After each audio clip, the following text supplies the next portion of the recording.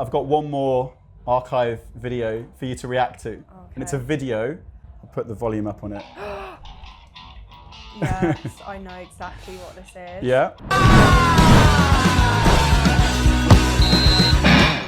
Right, Rubii backstage, Mama Rou's the Birmingham sellout, and this is a beautiful homecoming in a lot of ways because, you know, we've known each other for quite a while. You used to be in a band, and I found out today because somehow I didn't know you used to work here, right? I did. I used to work here. I used to work on the bar, selling people drinks. So glamorous. Glamorous. What year was that? Because I don't remember like ever being served by you. That was quite a lot. That was 2019. 19. Okay. Yeah. Oh, vintage. Yeah. And it was a fun year.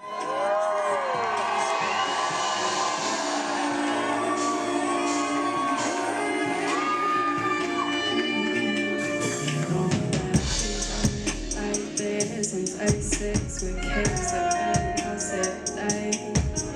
And I felt the rhythm and made my decision, no question, talk is my fate. Going from that to playing pretty much a packed out room with it, it must feel quite satisfying. Like I could see it on your face, and I know it's tough in Birmingham, especially for our local artists. We're not always the best at giving love to our own people, but tonight it was magic. You did it.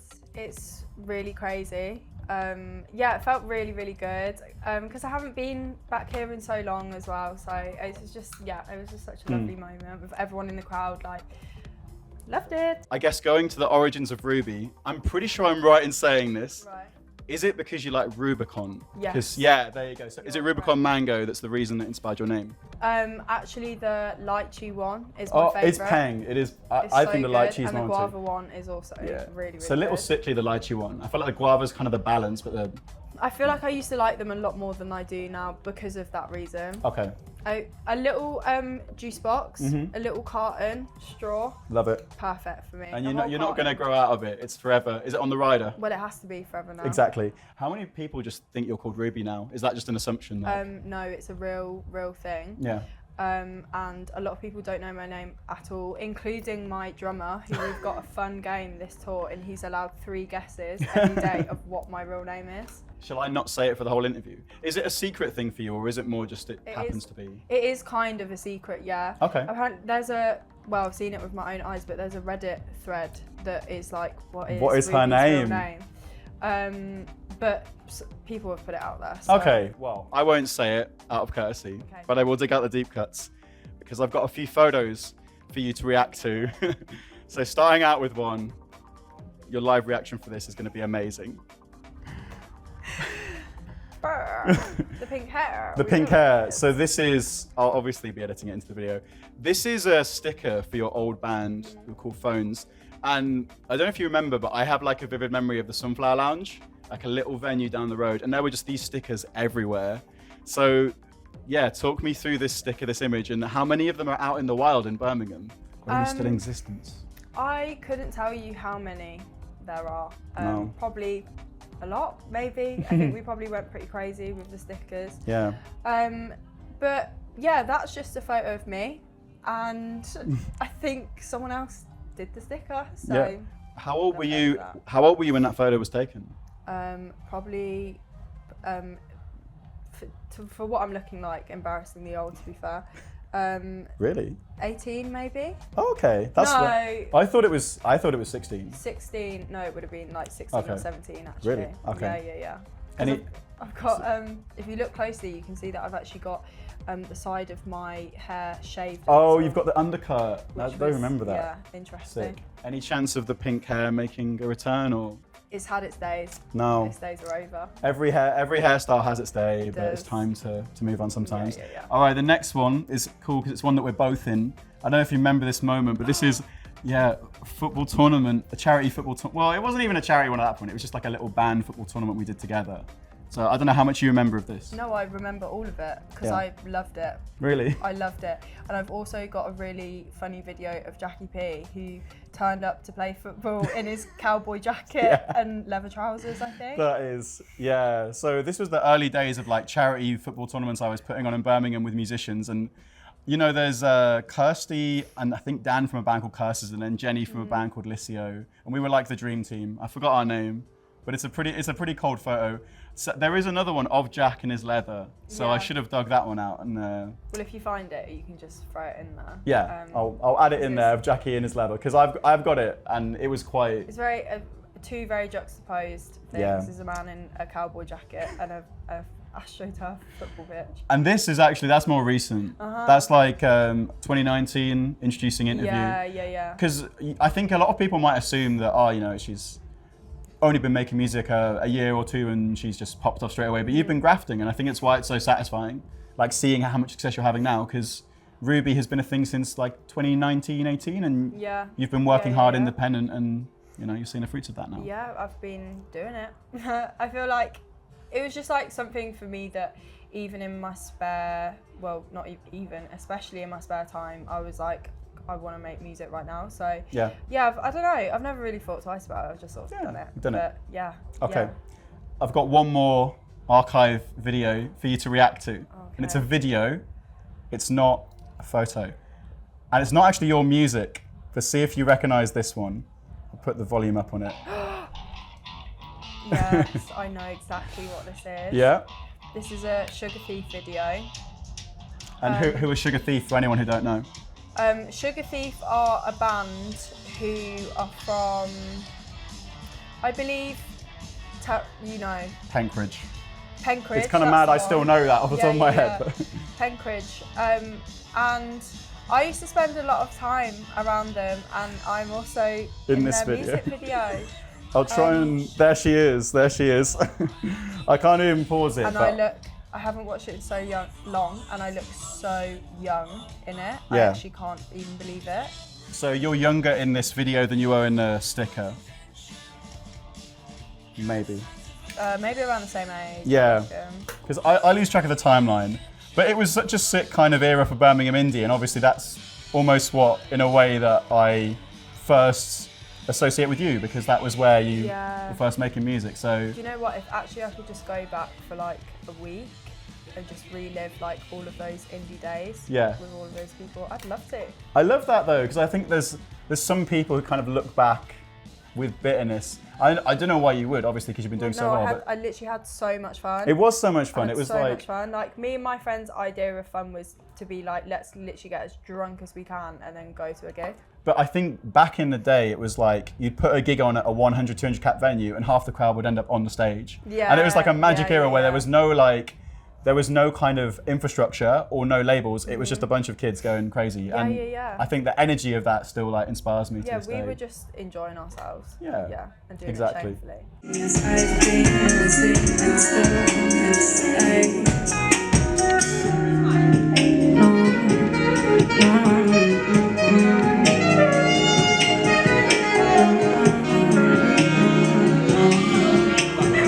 We're playing with a full band now, which is sick.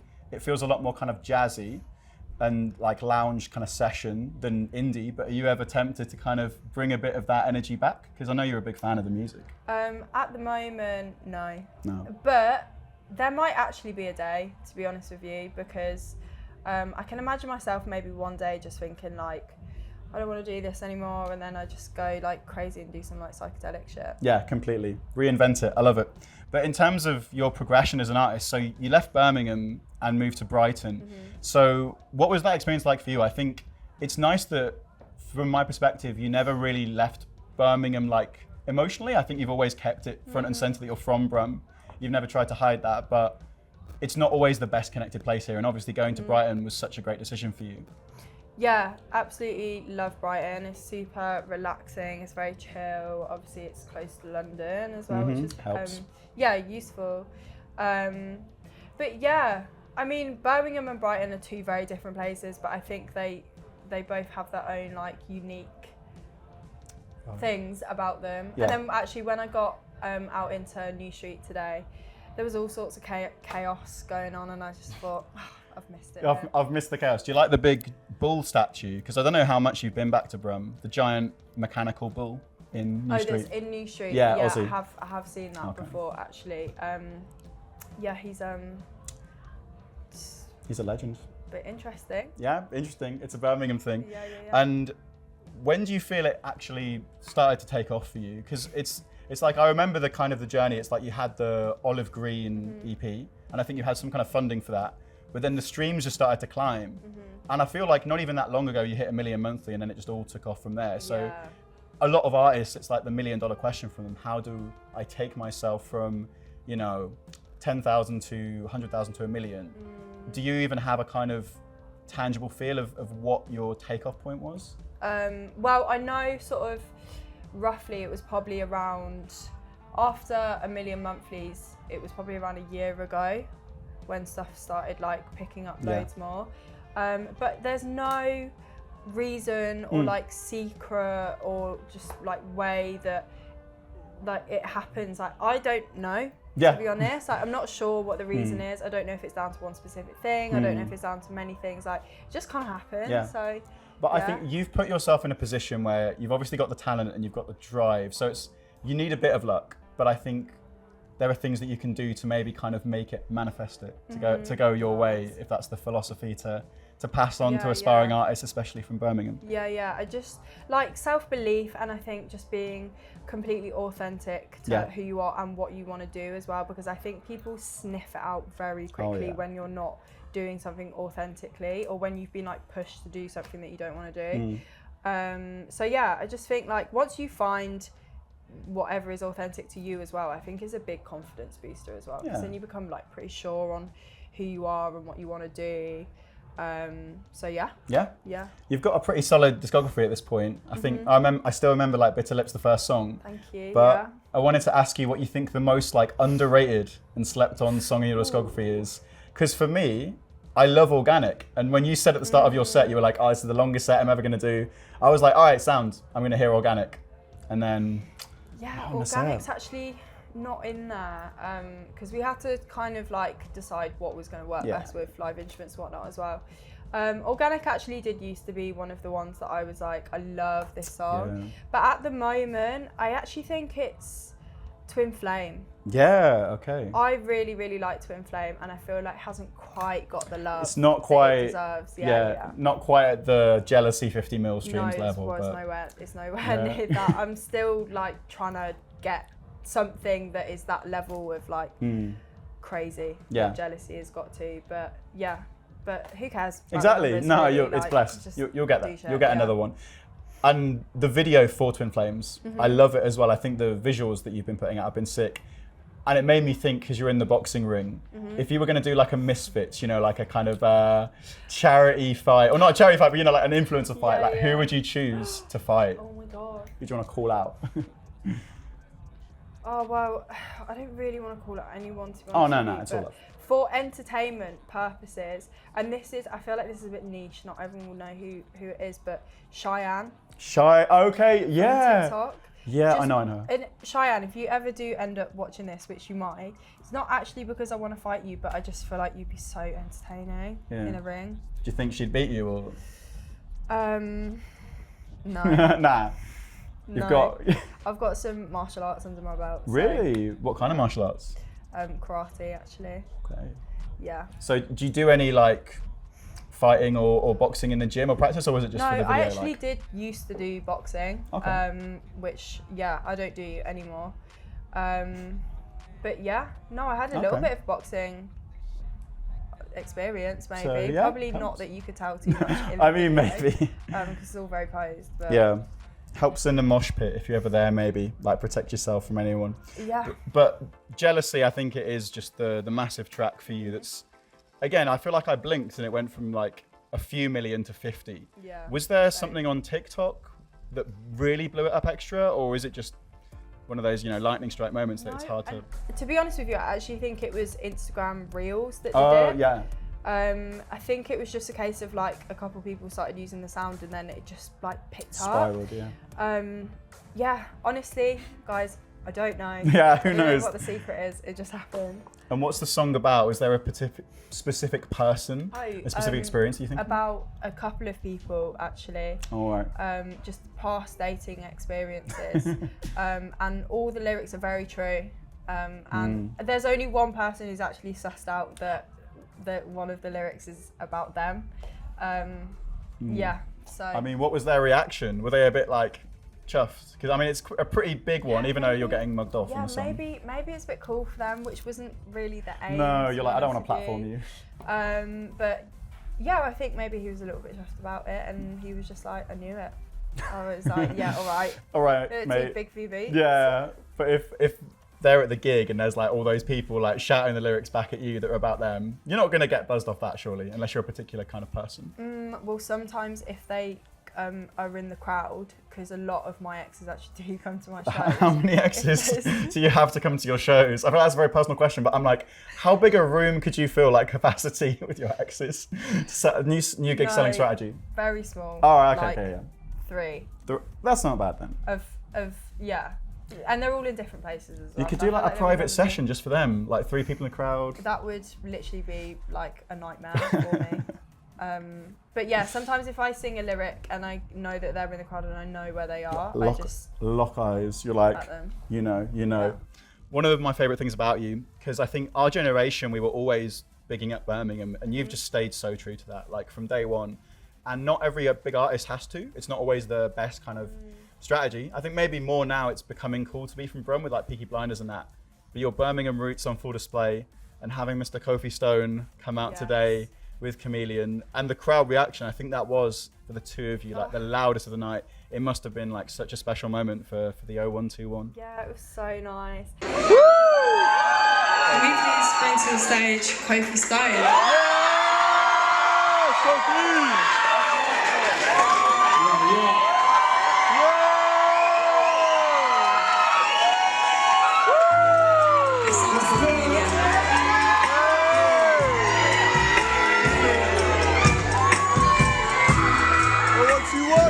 This is Mahalia.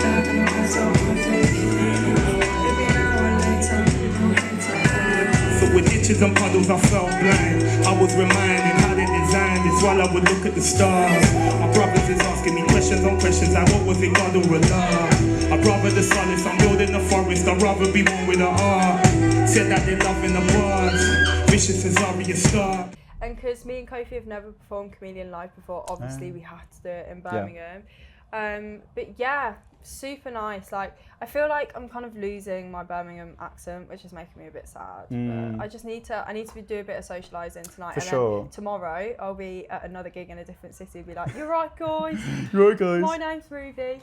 I'll have to see if I can dig out some old interview audio to compare your accent now to no, them. it will 100% be so but much more I feel Brummy. like I remember you having a fairly noticeable one. It wasn't like massive though. It wasn't like Vic Dudley. There was definitely other people who had like like way more Brummy accents. Do you remember like Mole from Pet?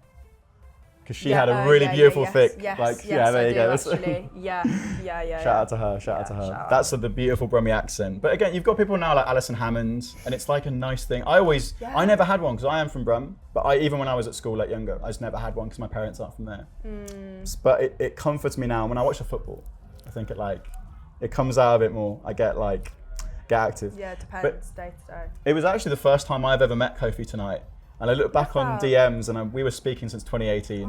So that was a really cool moment. I'm glad it worked out this way that I could chat to him because we had a good chat. Nice. He was actually meant to play the football tournament as well, a different one, but he dropped out. So I should get you on a team together. Me and Kofi on the team together. Yeah, well, you guys don't know what's coming. He says he plays like 5-a-side every week. Yeah. So he'd be.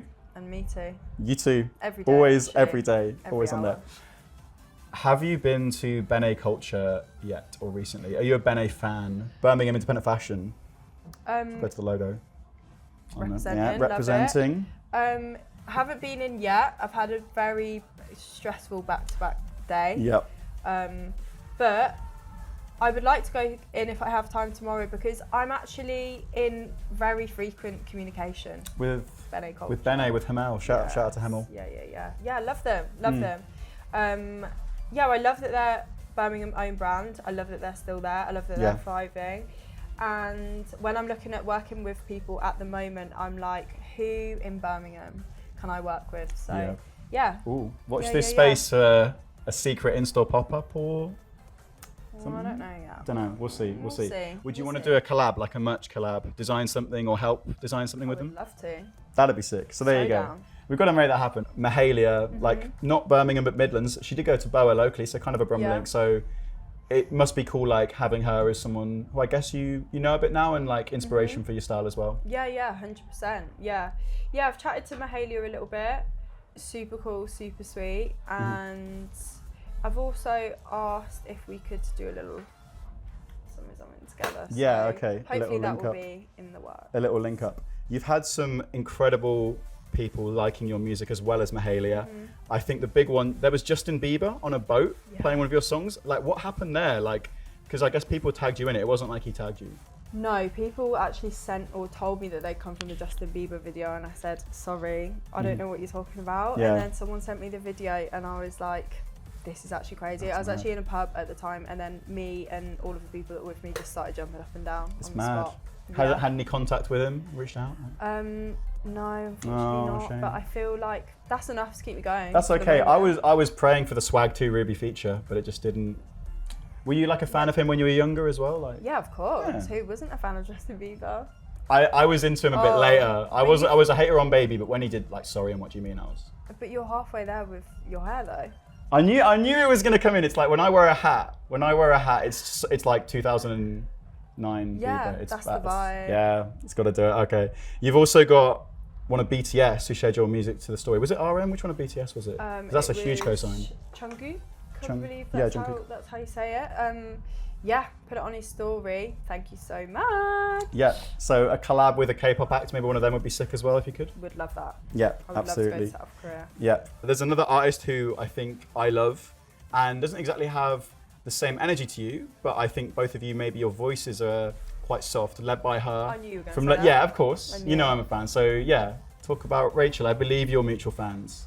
Yeah, I commented on one of her videos because I think her music is sick. I think she's got a really unique style that she's doing like super well. Like people think it's so cool. Obviously she's got the Skepta cosign as well. AJ Tracy. Get it, girl. Good stuff. We'd Absolutely. Love to see it. Yeah. You two on a song together or a bill together? Could that ever happen? It could happen. Yeah. Never say Good. never. Never say never. And finally, I think a big question that we've maybe been still manifesting for a while. Rubii Colours session because you're on some bills, on some Colours live bills, Birmingham or Paris and London. Yeah. But I think you in the Colours booth, like I think that would be it. That's your holy grail. Watch this space. Watch this space. That makes me so happy. Well, Rubii, thank you so much. Thank you. It makes me so proud seeing what you've done, and you. I can't wait to see you play Birmingham Arena. We'll see how long it takes. Appreciate it. Big love. We'll see. Thank you so much. Big love. Thank you. Beautiful. Thanks.